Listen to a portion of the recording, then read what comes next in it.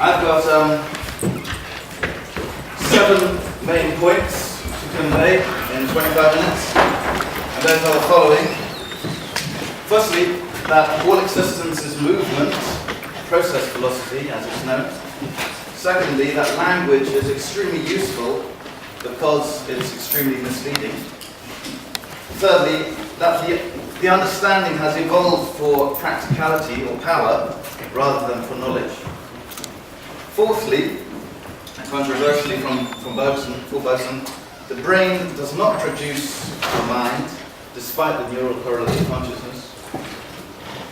Fifthly, that the observer is the observed, that subject and object are partially one. Sixthly, that the mind is ubiquitous, panpsychism, that all is mind. And seventhly, that the fundamental reality is pure creativity, real-time pure consciousness, which drives evolution and art, and that this can be intuited through psychedelic intake. So the psychedelic aspect will really come at the end of this, after I've introduced the context in which it might make sense.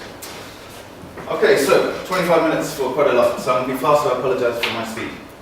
As a preamble, I should say this. Henri Bergson was a French philosopher, if you've never heard of him. He was a Nobel laureate and a much celebrated thinker of his time. He died in 1941. Aldous Huxley, I'm sure a lot of you are familiar with his book, The Doors of Perception. Within that book, he actually employed Bergson's philosophy to some extent to explain his mescaline experiences. So I'm going to sort of continue that a little bit.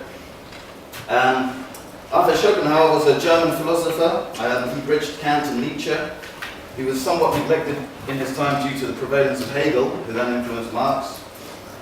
He died in 1860, dying a year after Bergson was born, and a year after Darwin's Origin of Species published. And although Schopenhauer and Bergson differ on many points, they also cohere on a number of them, which should be fruitful to our talk. I'll try to fuse our thinking to some extent with a few additions from Hume and Nietzsche. 25 minutes, I should say, so 5 minutes Q&A at the end.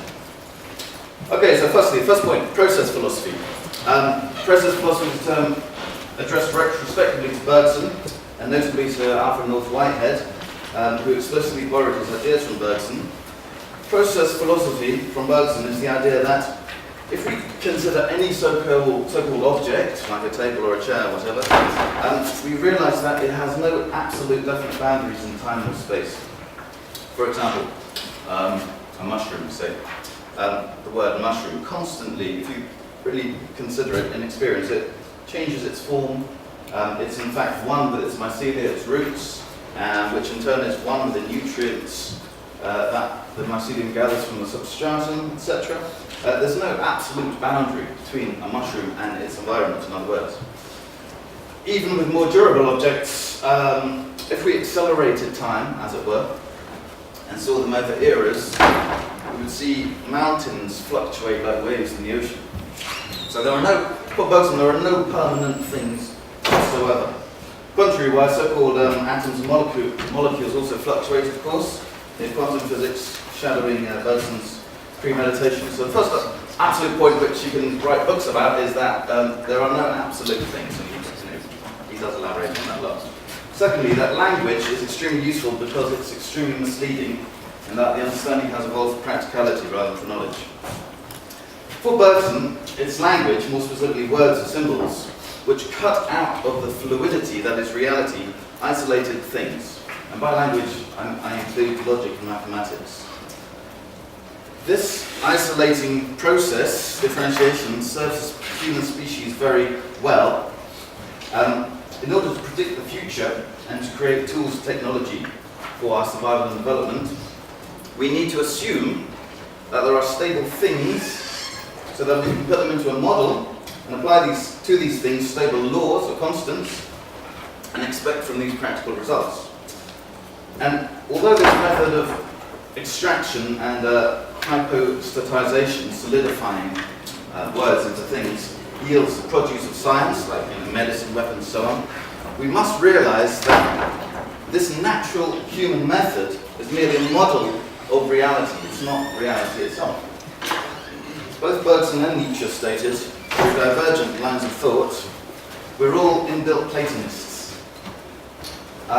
We mistake concepts for reality. Plato believed there were forms which existed metaphysically, all words really refer to actual entities existing outside of space and time. This is a natural bent of our human minds, Bergson argues. We're especially prone to geometry, making fluid reality, mistaken fluid reality, for the motion of stable things in geometric space. In reality, the crucial point, things and space are one entity.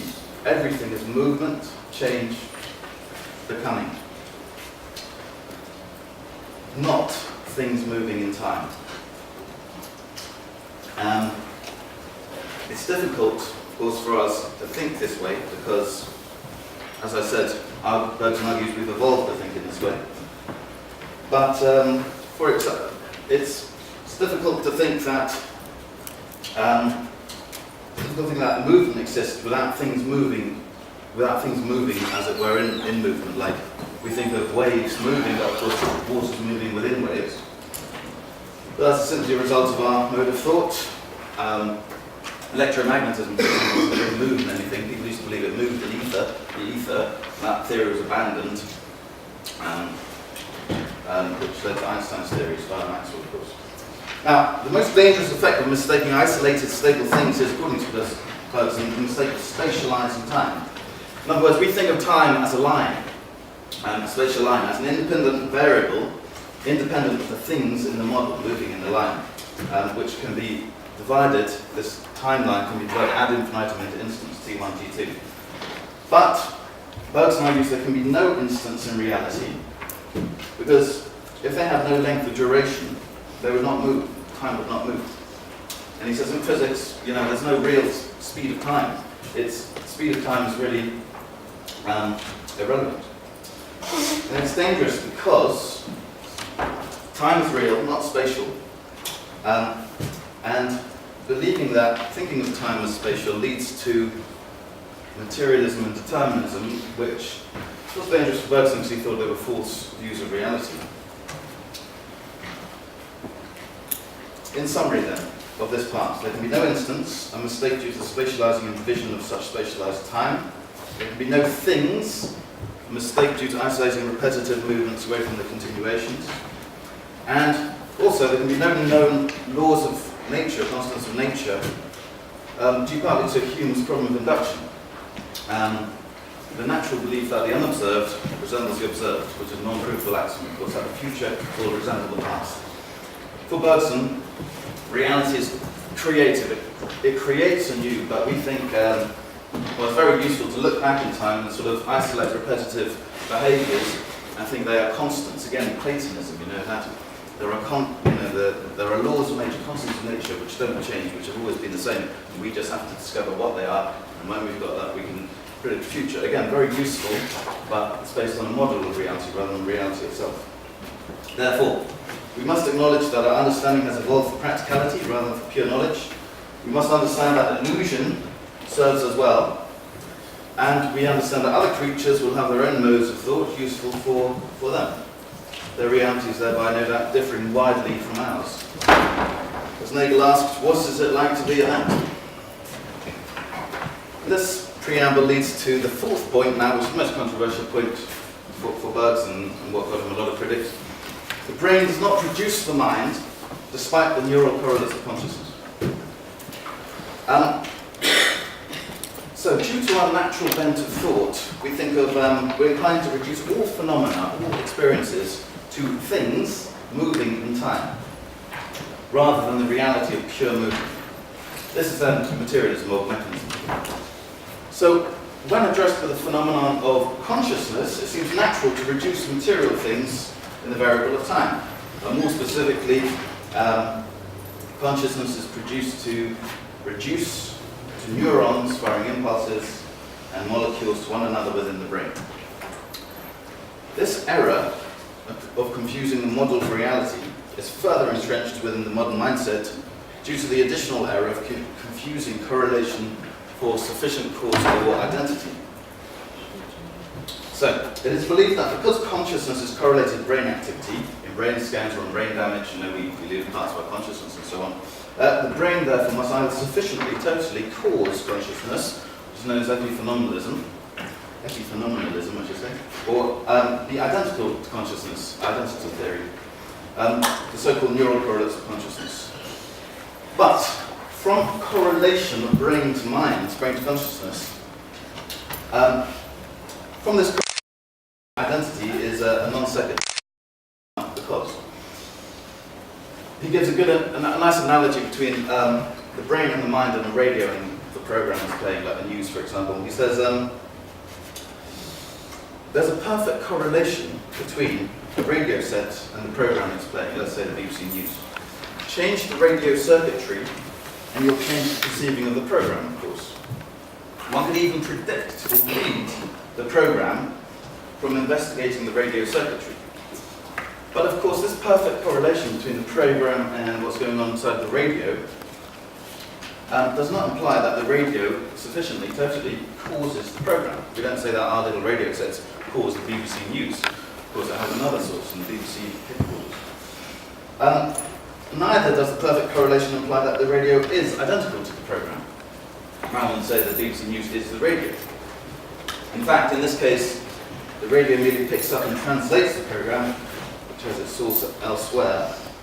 And this is analogous to the ultimate Bergsonian view. The argument then seeks to show that the mind is not necessarily brain or caused by the brain. Another old but recently revived argument shows that the mind cannot be sufficiently understood by examining the brain, and that's known as the hard problem of consciousness. It's an old philosophical doctrine, but it's been revived by David Chalmers about 15 years ago. Moving on to the fifth point, that the observer is the observed. And this leads on to the psychedelic aspect. That subject and object are partially one. So if the brain is not the mind, what is? Bergson employs this process philosophy that all is process, becoming, movement, change, and argues that the perception we have of something is actually a part of that something as well as a part of oneself. There's a continual, uninterrupted flow. For example, consider looking at a star. If we trace the actual elements involved in this process, looking at a star, we understand that electromagnetic waves, light of a certain frequency, move towards us. This light then transforming through the eye's lenses, hitting the retina, transposing into an ionic pulse through the optic nerve and back to the occipital lobe. Thereafter continuing to virtual possible bodily actions via the whole nervous system, etc. Now, the words star, eyes, brain, nervous system, so on, seemingly present these concepts as isolated parts which may interact with each other. The reality is, Bergson argues, that they're all one system with artificial cuts, which words especially sort of solidify for us. Necessary, again, for utility, but not reality. There's no actual distinction, he argues, between the eye, the brain, the nervous system. So why isolate consciousness as an artificially created part of the entire flow of the brain itself?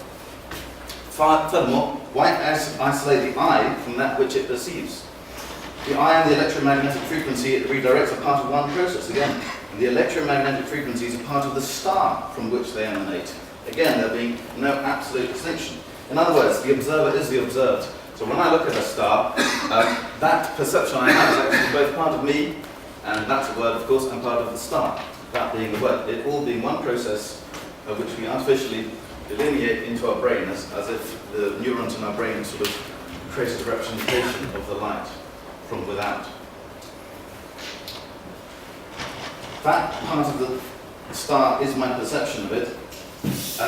Is a part that evolution has extracted for the practical purposes of me, the human. So in other words, Bergson said, what we see is what has been useful for our survival and progress. Of course, we don't see much of reality. We know this. We only see a fraction of the electromagnetic spectrum, for example. If one damages or alters part of the brain, part of the process is altered. So concomitant alteration of mind will ensue. But likewise, alter the process elsewhere, outside the body.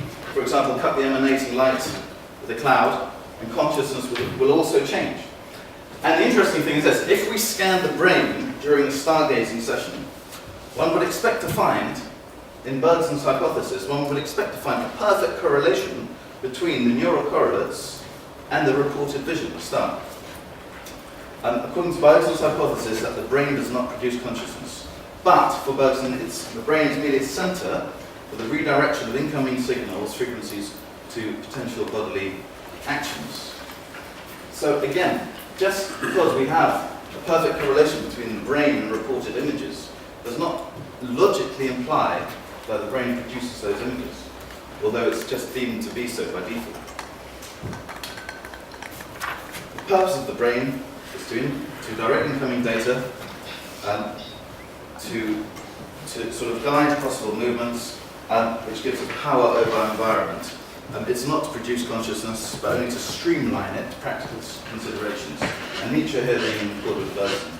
Furthermore, Bergson states all perception includes memory. For instance, to see the colour of an object involves contracting innumerable waves into a present. Therefore, consciousness for Bergson is essentially memory, because there can be no consciousness without a contraction of the past. So there is no present, really. All of the present that you see around you now, you're contracting billions and billions of light waves into fractions of seconds, and less than that. So perception itself is an aspect of memory, and as the brain doesn't produce consciousness per se, memory is metaphysical. Memory, for Bergson, is a spiritual substance, as it were.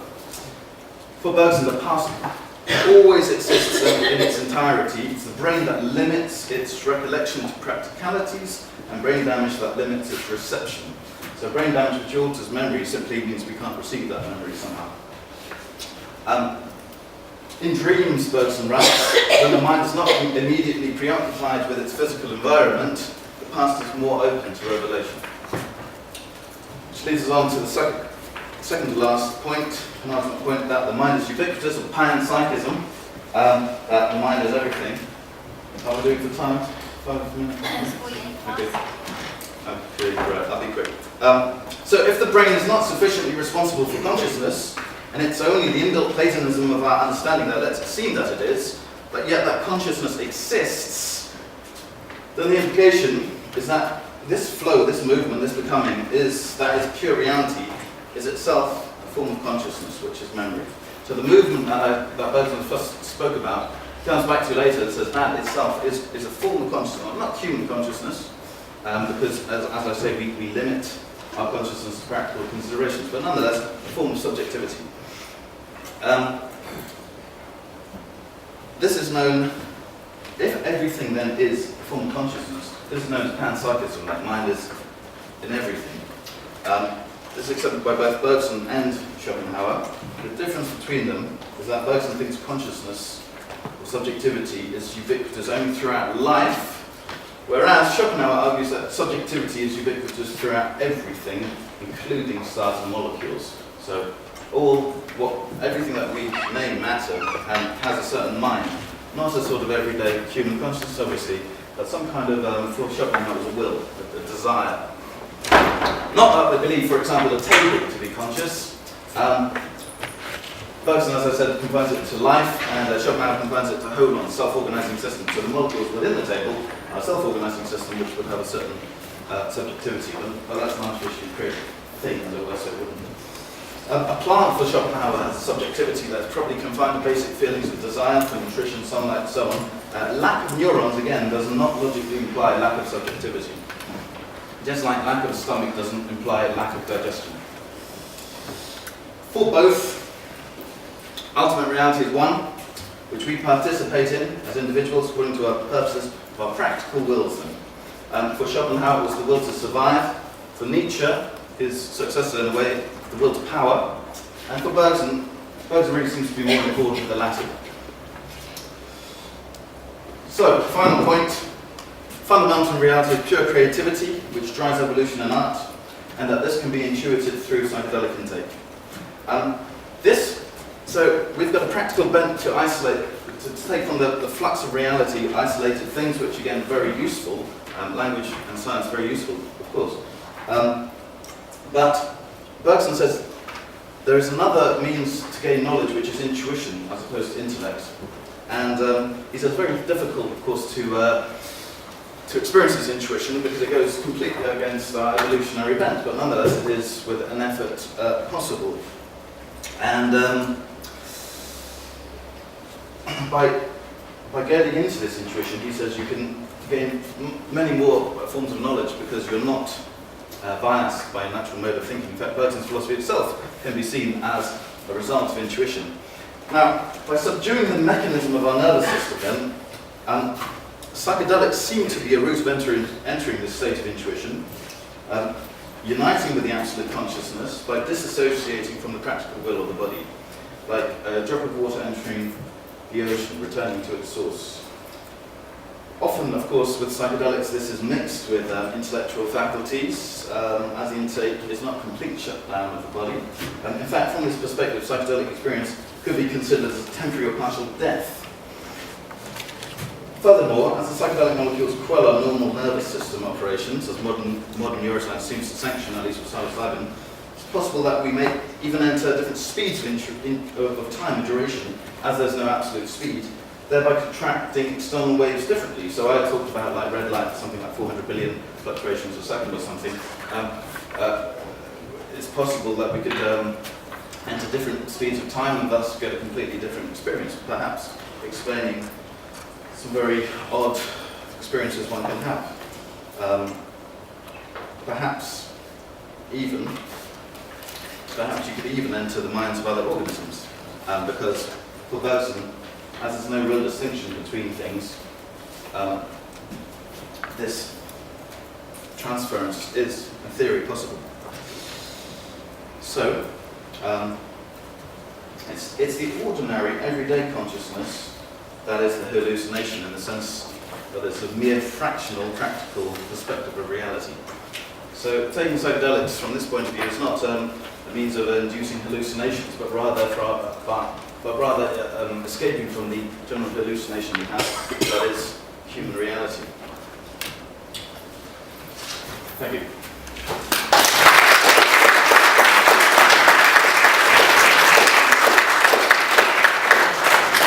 Let's go 5 minutes for any questions.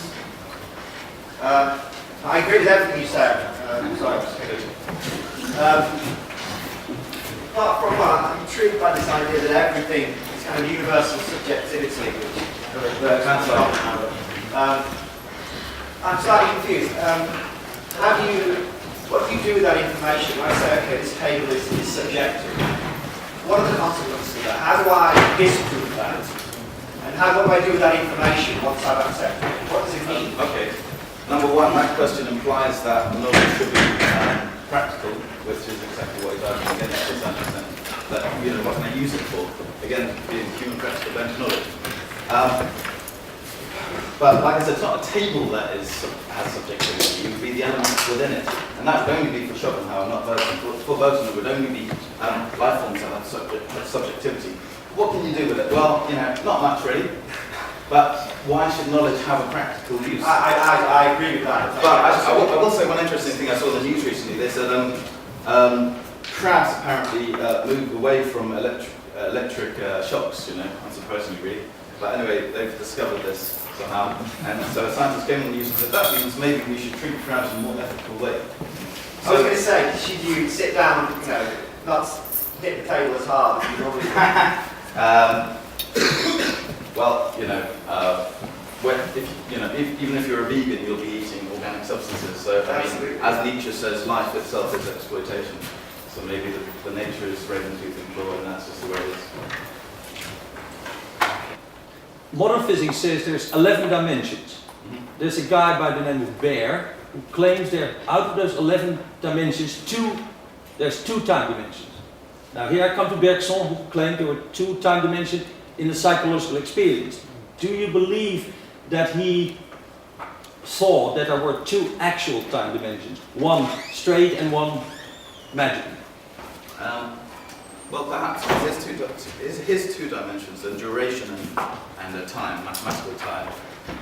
Really, I don't know enough about the 11 dimensions of space and time to comment properly. But basically, quantum physics say there are possibly two time dimensions.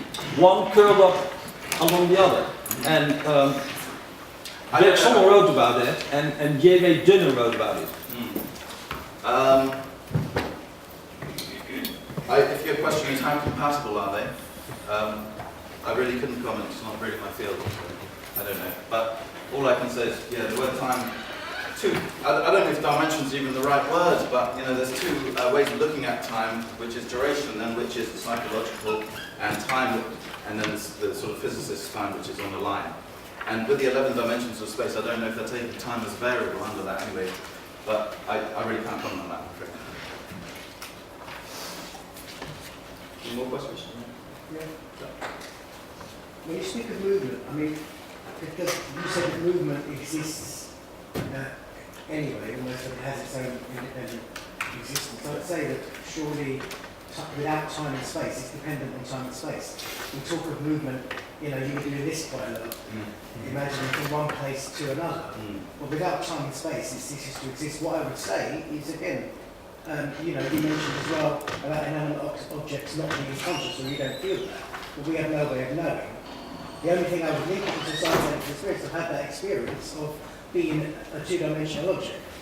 And that feeling of that even the nature of existence is conscious. Not in the way we understand it intellectually, but it is all awareness. And so the one well, that second point is ultimately what he's saying, yes. But the first point about time, surely movements in time and space, that's exactly his point. No, it's not.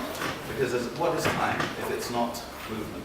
If you believe time is separate from the things within time, then the question is, no, time is down to perception again. Yeah, but perception is movement. Everything you perceive is constant flux. Even as I say, a solid colour, of course, is a movement of electromagnetism. In our conscious experience of our individual experience. So, and that's all there is. Well, that's all there is while we have that perception. Well, like I said, us, but then Bergson's point is that what you see is actually part of you, so there's no real distinction between them. Yet we have that illusion of it. We have that. Well, he argues, it's debatable, of course, but he argues that,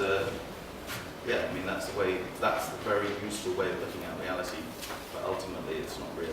We basically mistake the model for reality. I think we're going to move on to the next speaker. Okay.